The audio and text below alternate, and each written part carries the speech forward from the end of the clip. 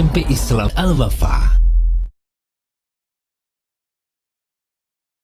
لقد كان لكم في رسول الله أسوة حسنة لمن كان يرجو الله واليوم الآخر وذكر الله كثيرا. Assalamualaikum warahmatullahi wabarakatuh. Alhamdulillah wassalatu wassalamu ala Rasulillah wa ala alihi wa ashabihi wa mawalah. Santri salih dan salihah,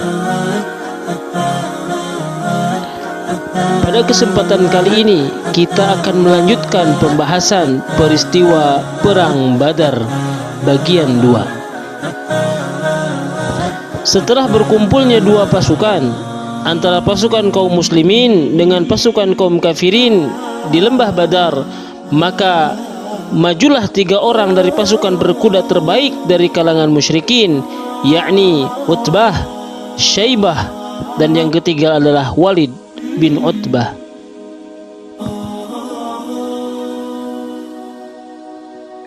Mereka menantang duel pasukan muslimin, maka tampillah 3 orang dari pemuda Ansar. Namun orang-orang musyrik berkata, kami menginginkan orang-orang dari bani paman kami, yakni yang dimaksud adalah orang-orang Makkah, yaitu orang-orang muhajirin. Akhirnya keluarlah Ubaidah bin Al-Harith, Hamzah bin Abdul Muttalib, dan Ali bin Abi Thalib. Pertarungan dua pasukan dimulai dengan pertarungan 3 lawan 3. Hamzah pun membunuh Syaibah dan Ali membunuh Al-Walid, sementara Ubaidah dan Utbah terjadi saling tebas. Keduanya saling menikam, kemudian Ali dan Hamzah menyerang Utbah lalu membunuhnya. Ubaidah dipapah dalam keadaan terpotong satu kakinya, dan ia meninggal beberapa hari setelah itu di daerah As-Safra dalam perjalanan pulang ke Makkah. Orang-orang musyrikin jengkel dengan hasil pertarungan 1 lawan 1 itu. Kemarahan mereka meluap, lalu secara serempak mereka menyerang barisan kaum muslimin dengan bengisnya. Penyerangan secara total dilancarkan, sementara kaum muslimin bertahan pada posisi mereka, berusaha membela diri sambil menyeru ahadun ahad. Ketika Rasulullah Shallallahu Alaihi Wasallam benar-benar merasa ngantuk, beliau mengangkat kepala dan berkata, bergembiralah wahai Abu Bakar, telah datang kepadamu pertolongan Allah. Inilah Jibril. Ia memegang kendali kudanya dan memacunya di atas kaki-kaki yang berdebu.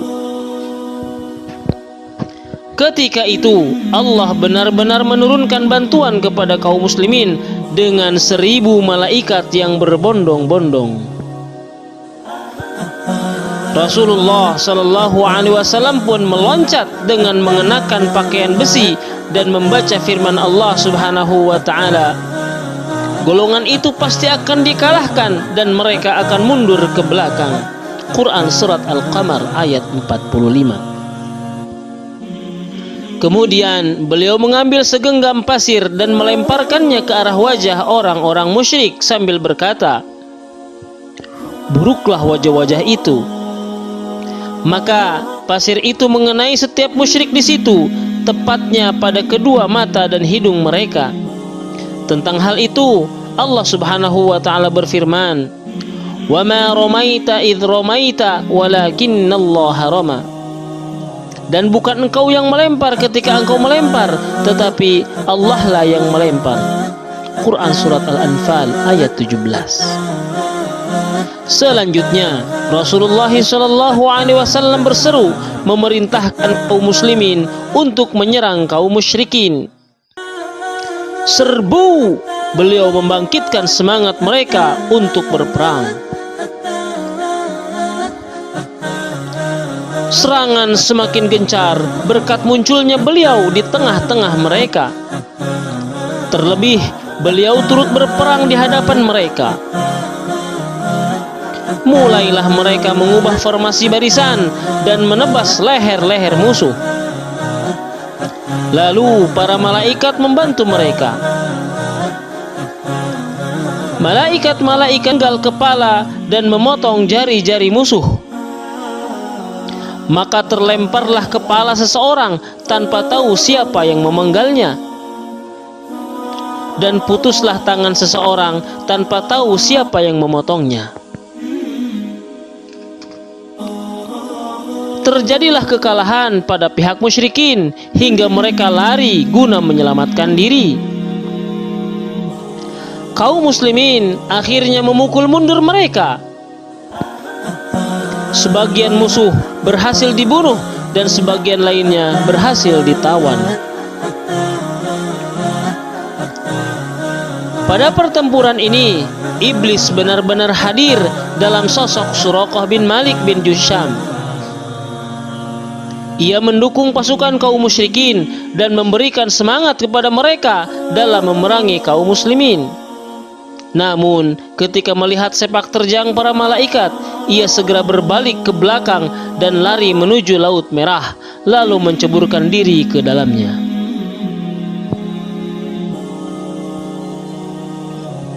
Terbunuhnya Abu Jahal. Abu Jahal berada di tengah-tengah sekelompok orang dan dalam penjagaan ketat. Pedang dan tombak mereka mengelilinginya seperti berbentuk perisai pagar. Sementara dalam barisan kaum muslimin, yakni di sekitar Abdurrahman bin Auf, terdapat dua pemuda Ansor yang masih muda. Salah seorang dari keduanya bertanya diam-diam, "Wahai paman, tunjukkan kepadaku yang mana Abu Jahal." Abdurrahman balik bertanya, "Apa yang akan kamu lakukan terhadapnya?" Pemuda tadi menjawab, "Aku mendapat kabar bahwa dia mencela Rasulullah sallallahu alaihi wasallam. Demi zat yang jiwaku ada di tangannya, sesungguhnya jika aku melihatnya, maka dia tidak akan lepas dariku hingga salah seorang dari kami menjemput maut." Seperti itu pula tindakan dan perkataan pemuda yang satunya. Ketika dua pasukan sudah tercerai-berai, Abdurrahman melihat Abu Jahal berputar-putar tidak jauh dari tempatnya berdiri. Kemudian ia melihat dua pemuda yang bertanya tadi bergerak cepat menghadang Abu Jahal dengan pedang hingga mereka membunuhnya. Salah seorang di antara mereka menebas betisnya, kemudian yang seorang lagi menikamnya beberapa kali hingga tidak memberinya kesempatan bernafas. Lalu kedua pemuda itu menghadap Rasulullah sallallahu alaihi wasallam dan mengatakan, "Aku yang telah membunuhnya." Beliau sallallahu alaihi wasallam melihat kedua pedang mereka, lalu beliau berkata, "Kalian berdualah yang membunuhnya." Dua pemuda ini bernama Mu'adz dan Mu'awwadz. Keduanya adalah anak Afra. Mu'awwadz terbunuh dalam keadaan syahid dalam pertempuran tersebut, sedangkan Mu'adz masih hidup hingga zaman Khalifah Utsman. Dan Rasulullah sallallahu alaihi wasallam memberikan kepadanya harta rampasan perang yang didapat dari Abu Jahal.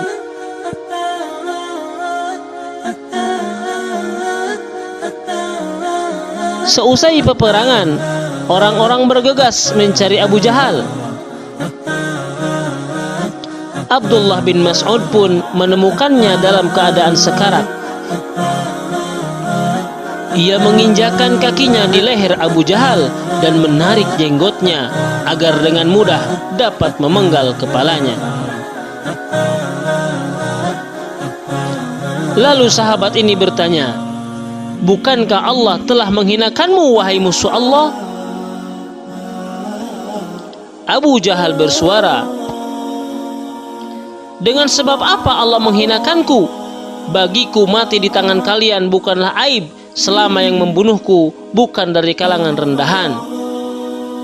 Beritahukan aku, milik siapakah kemenangan hari ini?" "Milik Allah dan Rasulnya," tegas Ibnu Mas'ud. Abu Jahal menanggapi, "Sungguh, engkau telah melebihi batas, padahal engkau hanyalah seorang bocah pengembala kambing."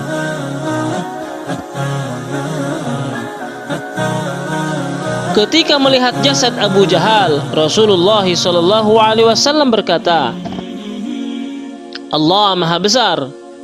Segala puji bagi Allah yang telah menepati janjinya dan menolong hambanya, serta dengan sendirinya telah mengalahkan musuh."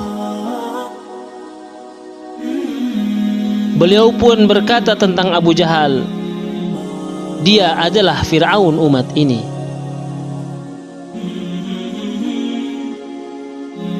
Korban perang pada kedua belah pihak. 14 orang dari kalangan muslimin gugur sebagai syuhada pada pertempuran di Badar tersebut, yakni 6 orang muhajirin dan 8 orang ansar.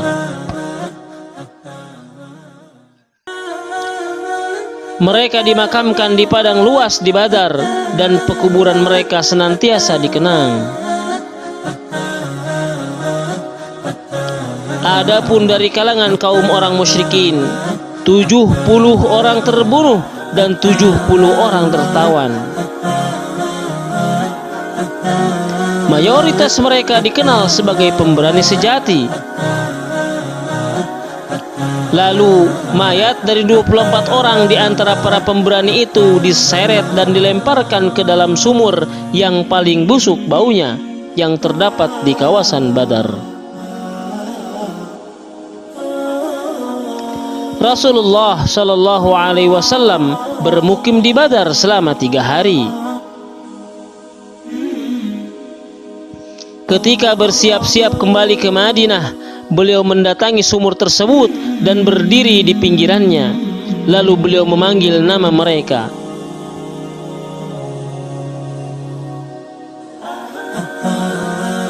"Wahai Fulan bin Fulan, wahai Fulan bin Fulan, tidak ada yang bisa membuat kalian bahagia.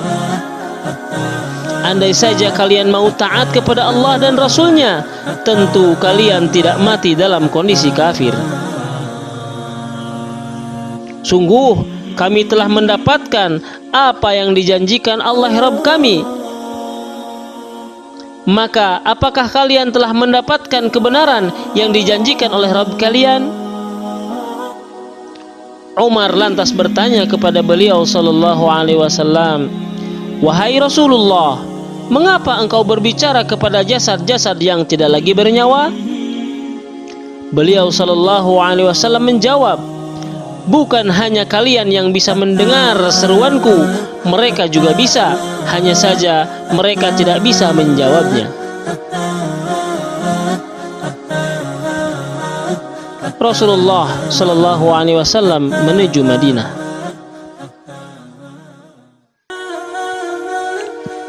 Rasulullah SAW bergegas kembali menuju Madinah dengan membawa kemenangan dari Allah beserta hasil rampasan perang dan para tawanan.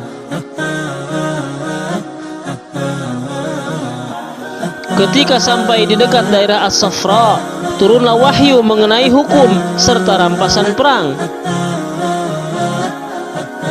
Maka beliau SAW mengambil khumus, yakni bagian sejumlah 1/5 untuk Allah dan Rasulnya dari jumlah keseluruhan rampasan tersebut. Sedangkan selebihnya beliau bagi-bagikan secara merata di antara orang-orang yang ikut berperang. Beliau SAW juga memerintahkan untuk membunuh An-Nadhr bin Al-Harith, yaitu salah seorang tawanan, dan Ali bin Abi Thalib yang memenggal lehernya. Ketika singgah di Arq Az-Zubyah, beliau memerintahkan untuk membunuh Uqbah bin Abi Mu'id, Asim bin Thabit al-Ansari yang memenggal lehernya. Namun ada yang mengatakan bahwa Ali bin Abi Thalib yang memenggalnya. Adapun para pemuka kaum muslimin di Madinah, mereka menyambut Nabi sallallahu alaihi wasallam di Ar-Rauha, kemudian mengiringi beliau menuju Madinah. Beliau masuk ke kota itu dalam keadaan membawa kemenangan berkat pertolongan Allah. Kejadian ini membuat musuh-musuh takut kepada kaum muslimin. Walhasil banyak orang yang kemudian masuk Islam, termasuk Abdullah bin Ubay, yaitu tokoh munafik, dan teman-temannya yang kemudian terbukti hanya berpura-pura dalam menyatakan keislamannya. Putusan hukuman bagi para tawanan. Setelah kembali ke Madinah, Rasulullah Shallallahu Alaihi Wasallam bermusyawarah untuk menentukan hukuman bagi para tawanan. Abu Bakar menyarankan agar dipungut tebusan dari mereka, sedangkan Umar menyarankan supaya menghukum mati mereka. Kemudian beliau memutuskan untuk membebaskan mereka dengan nilai tebusan 3.000 sampai 4.000 dirham. Bahkan ada yang hanya 1.000 dirham. Bagi mereka yang pandai baca tulis, tebusannya adalah mengajari 10 pemuda muslim. Sebagian tawanan pun ada yang diperlakukan secara baik dengan tidak dipungut tebusan sama sekali. Zainab, putri Rasulullah Shallallahu Alaihi Wasallam yang masih tinggal di Mekkah, mengirimkan tebusan untuk suaminya yang masih musyrik, yaitu Abul As.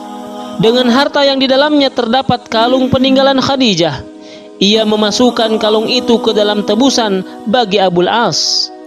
Maka ketika Rasulullah Shallallahu Alaihi Wasallam melihat kalung itu, Rasulullah pun merasa sedih dan iba kepadanya, sehingga beliau meminta izin kepada para sahabat agar menantunya ini dibebaskan dari tebusan. Mereka pun menyetujuinya. Selanjutnya Abul As dibebaskan dengan syarat harus membiarkan Zainab hijrah ke Madinah. Ia pun membebaskan Zainab hingga wanita ini bisa berhijrah ke Madinah. Pengepungan Bani Qainuqa. Yahudi Bani Qainuqa mulai menampakkan kejahatan dan permusuhan kepada kaum muslimin. Rasulullah Shallallahu Alaihi Wasallam sudah menasihati mereka, namun malah diancam. Hai Muhammad, janganlah sombong hanya karena engkau mampu memerangi sekelompok orang Quraisy. Mereka orang-orang bodoh yang tidak tahu strategi berperang. Jika kalian berperang melawan kami, niscaya kalian akan tahu bahwa kamilah manusia yang sejati, mahir dalam berperang. Rasulullah Shallallahu Alaihi Wasallam bersabar dalam menanggapinya. Namun keberanian mereka semakin menjadi-jadi sehingga berujung pada terjadinya kerusuhan di tengah pasar mereka. Dalam peristiwa ini terbunuhlah seorang dari kalangan muslimin dan seorang dari kalangan Yahudi. Maka Rasulullah Shallallahu Alaihi Wasallam mengepung mereka pada hari Sabtu di pertengahan bulan Syawal tahun kedua Hijriyah, dan mereka menyerah 15 hari kemudian, yakni pada permulaan bulan Zulqa'dah. Kemudian beliau mengusir mereka ke daerah-daerah perbatasan Syam, dan tidak lama kemudian tewaslah kebanyakan dari mereka. Santri salih dan salihah, itulah beberapa peristiwa yang terjadi saat Perang Badar. Dari peristiwa ini kita bisa mengambil beberapa faidah, di antaranya para sahabat, muhajirin dan ansar adalah orang-orang yang sangat setia kepada Rasulullah Shallallahu Alaihi Wasallam. Mereka adalah orang-orang terpilih dan sangat pemberani. Kaum muslimin bisa mengalahkan tentara orang-orang kafirin sekalipun dengan jumlah yang lebih sedikit. Ini dikarenakan selain keberanian dan kehebatan mereka adalah adanya pertolongan dari Allah Subhanahu wa Ta'ala. Allah Subhanahu wa Ta'ala akan senantiasa menolong hamba-hambanya yang mentauhidkannya dan tidak berbuat syirik kepadanya. Allah akan senantiasa menolong hamba-hambanya yang senantiasa menolong agama Allah Subhanahu wa ta'ala. Jangan pernah takut dengan semakin banyaknya musuh-musuh Islam, karena kemenangan bukan dari kekuatan dan besarnya jumlah kaum, akan tetapi dari pertolongan Allah Subhanahu wa ta'ala. Bangsa Yahudi adalah bangsa pengkhianat yang akan senantiasa memusuhi Islam. Itulah beberapa faedah yang bisa kita ambil dari peristiwa Perang Badar. Semoga bermanfaat. Barakallahu fikum. Wassalamualaikum warahmatullahi wabarakatuh. لقد كان لكم في رسول الله أسوة حسنة لمن كان يرجو الله واليوم الآخر وذكر الله